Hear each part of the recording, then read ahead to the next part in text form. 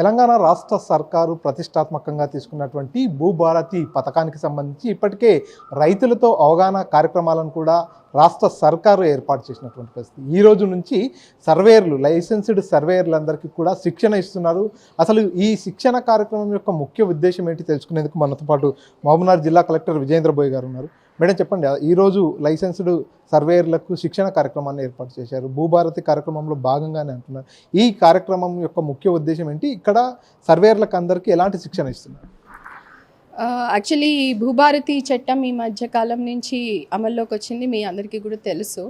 అయితే భూభారతి చట్టంలో ముఖ్య భాగం ఏమిటి అంటే, ముందు ఏ ట్రాన్సాక్షన్స్ జరిగినా, భూములు సంబంధించి కొనుగోళ్ళు, తర్వాత ఏ మార్గాల ద్వారా భూమి మనకు వచ్చి దాన్ని మ్యూటేషన్ చేయాలన్నా కూడా ఈ సర్వే మ్యాప్ జత చేయడం అనేది అందులో కంపల్సరీ చేయడం జరిగింది. సో ప్రతి ట్రాన్సాక్షన్కి, ప్రతి ల్యాండ్ పార్సల్కి సంబంధించిన సర్వే చేసి ఆ సర్వే మ్యాప్ని జత చేయడంతో పాటు ముందు పట్టదారు పాస్ పుస్తకాలు గవర్నమెంట్ ఇష్యూ చేసినప్పుడు ఈ సర్వే మ్యాప్ని కూడా అందులో ప్రింట్ చేసి ఇవ్వాలన్నది మన చట్ట ఉద్దేశం.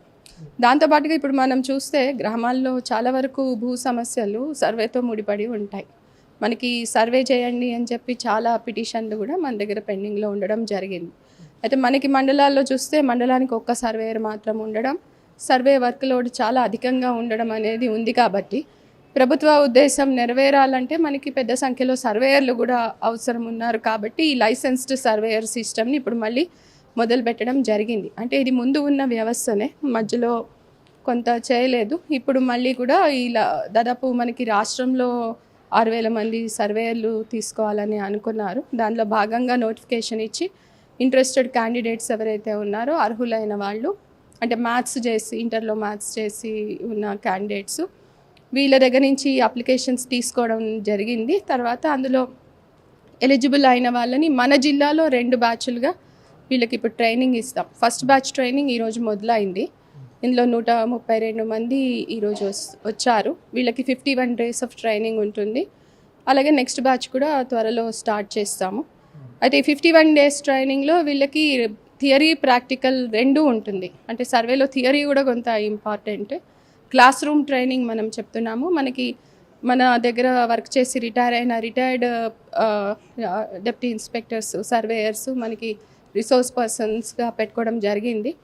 అయితే థియరీతో పాటు ఫీల్డ్కి తీసుకెళ్ళి ఈ సర్వే ఎట్లా చేస్తారు, అంటే ట్రెడిషనల్ మెథడ్స్ ఆఫ్ సర్వేతో పాటు ఇప్పుడు లేటెస్ట్ మెథడ్స్ ఆఫ్ సర్వేని కూడా ఉపయోగించి వీళ్ళందరికీ కూడా శిక్షణ ఇవ్వడం జరుగుతుంది.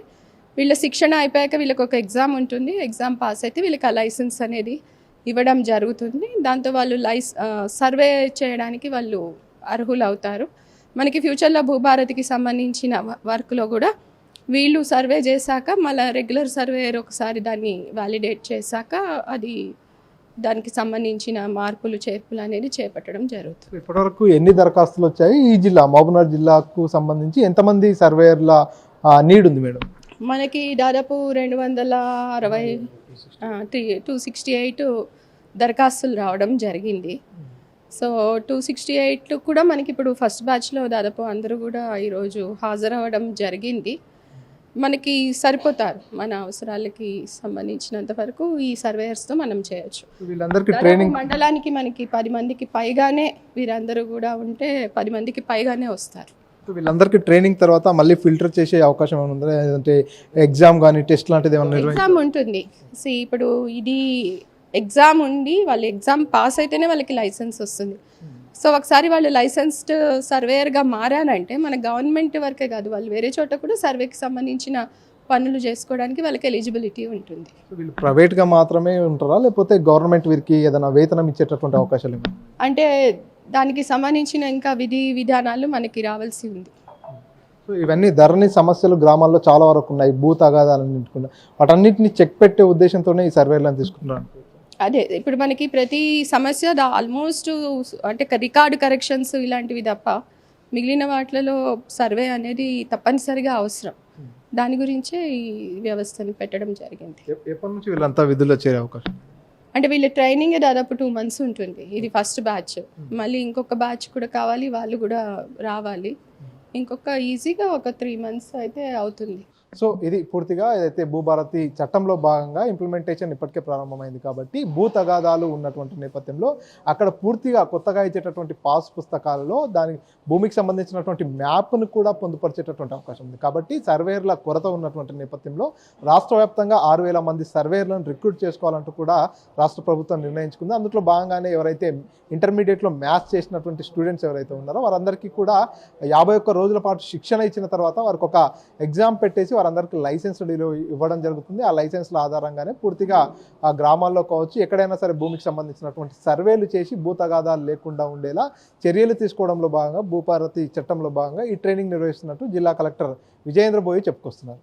కెమెరా పర్సన్ నర్సింగ్రెడ్డితో మణికంఠ, ఆర్టీవీ, మహబూబ్ నగర్.